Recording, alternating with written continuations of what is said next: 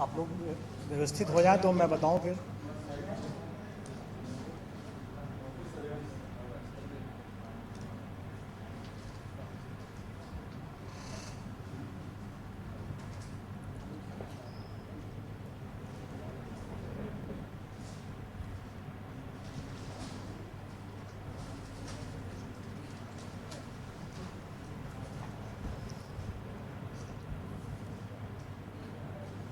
आप लोग सेटल्ड हैं?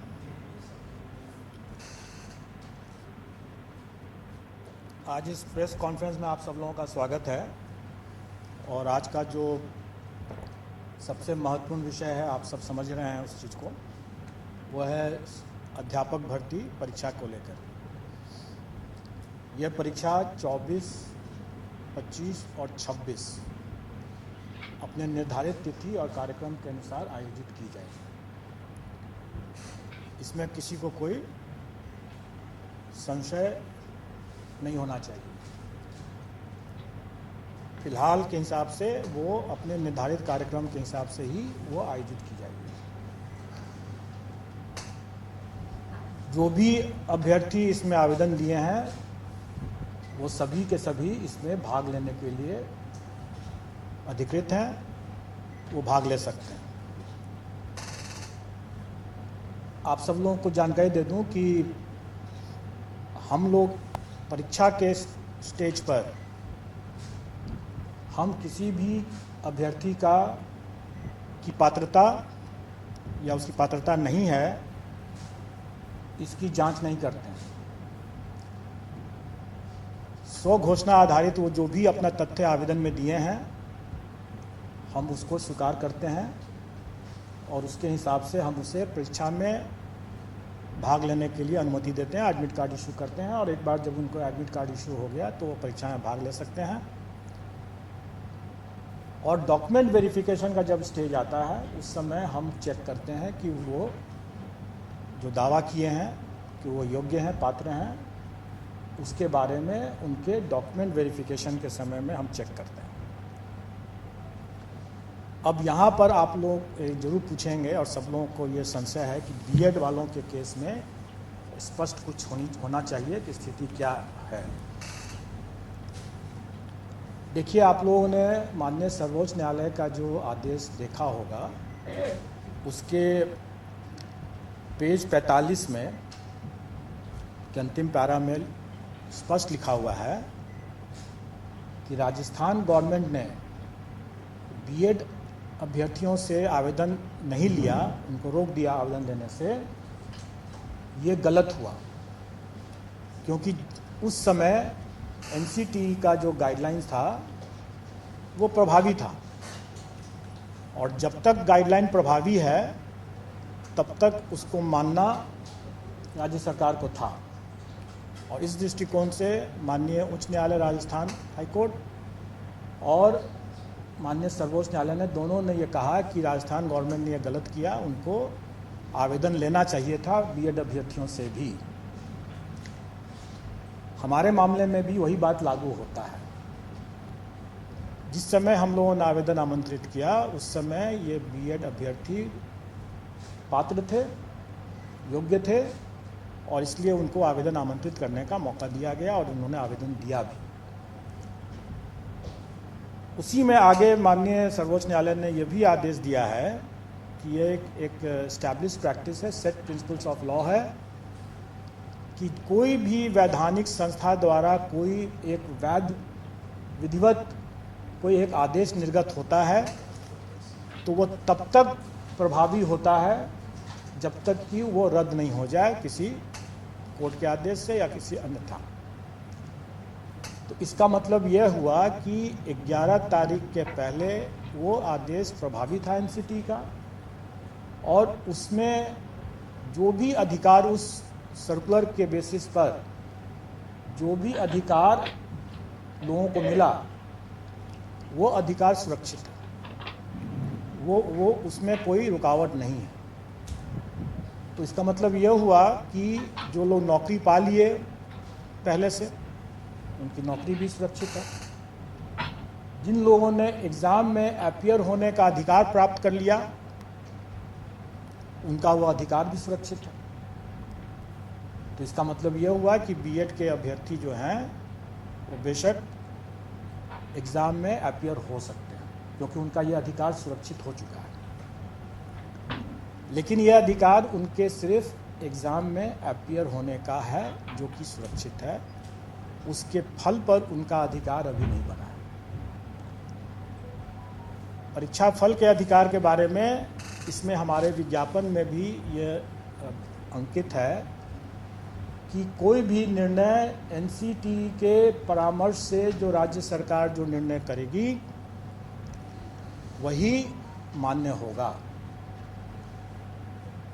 क्योंकि हम लोग एनसीटी से गाइडेड होते हैं, और जैसा कि मैंने पहले बताया कि पेज 45 सुप्रीम कोर्ट के ऑर्डर के लाइट में कि राजस्थान सरकार को भी एनसीटी के आदेश को मानना चाहिए था, क्योंकि वो उस समय प्रभावी था, और हम लोग भी उसी को मानते हैं। और एनसीटी का गाइडलाइन जो भी रहेगा, राज्य सरकार का जो भी उस पर जो निर्णय होगा वही अंतिम निर्णय होगा, वही मान्य होगा। ये सबको मानना है।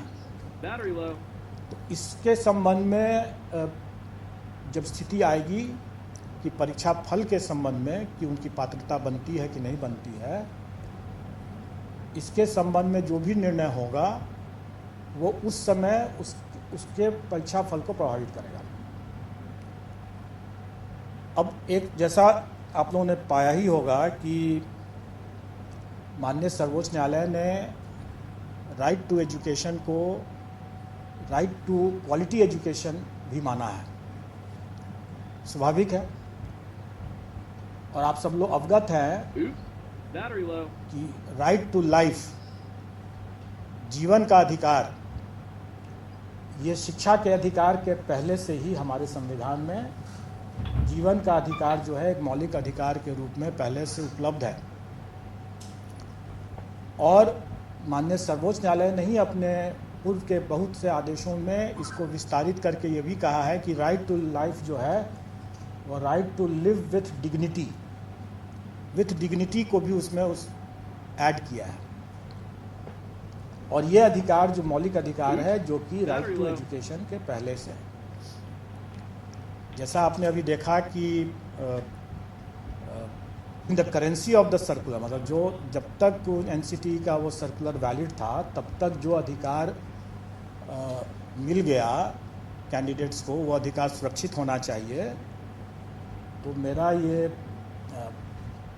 व्यक्तिगत ओपिनियन है, अभिमत है कि जीवन का अधिकार जो उन्हें मिला कि हम बीएड करके ब्रिज कोर्स के रास्ते से हम अपने इस अधिकार का पालन कर पाएंगे, इसकी पूर्ति कर पाएंगे, अपना आजीविका अर्जित कर पाएंगे। ये अधिकार जो मुझे मिला, ये अधिकार वर्तमान में शायद उसका हनन हो जा रहा है। तो अगर कोई अभ्यर्थी, मैं नहीं जानता हूँ कि वो कितना सही है कि नहीं है सही है, लेकिन अगर कोई अभ्यर्थी अगर इन सब बिंदुओं को या अपने विधि परामर्श लेकर के अगर अपना कोई दावा या पुनर्याचिका अगर माननीय सर्वोच्च न्यायालय में दायर करते हैं,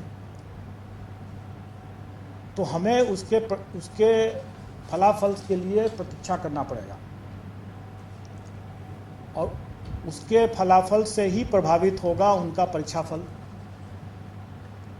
तो इसका मतलब यह हुआ कि अभ्यर्थी क्या अपना लीगल रिकॉर्ड्स लेते हैं, क्या एनसीटी आदेश करती है, या क्या राज्य सरकार अध्यादेश या वगैरह वगैरह जो भी लेकर के आती है, उससे उसका परीक्षा फल प्रभावित हो सकता है, और हम उसका बिल्कुल अनुपालन करेंगे। अब तब ये प्रश्न आप लोगों के मन में जरूर उठता होगा कि जब इतना संशय है तो फिर अभी परीक्षा को क्यों नहीं टाल दिया जाए। स्वाभाविक है, ये सबके मन में ये सवाल उठेगा, और इसका उत्तर भी माननीय सर्वोच्च न्यायालय के इसी आदेश में छुपा हुआ है। माननीय सर्वोच्च न्यायालय ने ये अपने पेज 35 से 36 में ये कहा कि जब आपके पास में डिप्लोमाधारी पर्याप्त संख्या में उपलब्ध थे तो आपको बीएड के साथ, ब्रिज कोर्स के साथ उसको अलाउ करने का कोई औचित्य नहीं था। ये साफ साफ उसमें लिखा हुआ है कि, और इसी कारण से भी यह रद्द हुआ है, क्योंकि आपको याद होगा, जानकारी होगी कि केवीएस ने शिक्षकों की कमी के कारण से यह प्रस्ताव मांगा था, दिया था, यह अनुरोध किया था, जिसको एनसीटी ने मान लिया। लेकिन राजस्थान के मामले में सुप्रीम कोर्ट की यह तीखी टिप्पणी है कि जब आपके पास में वहाँ पर पर्याप्त संख्या में अभ्यर्थी मौजूद थे डिप्लोमाधारी, तब फिर यह ब्रिज कोर्स करके बीएड को शामिल करने का क्या औचित्य है। अगर हम यही कहें कि हमारे पास जब पर्याप्त संख्या में डिप्लोमाधारी अभ्यर्थी उपलब्ध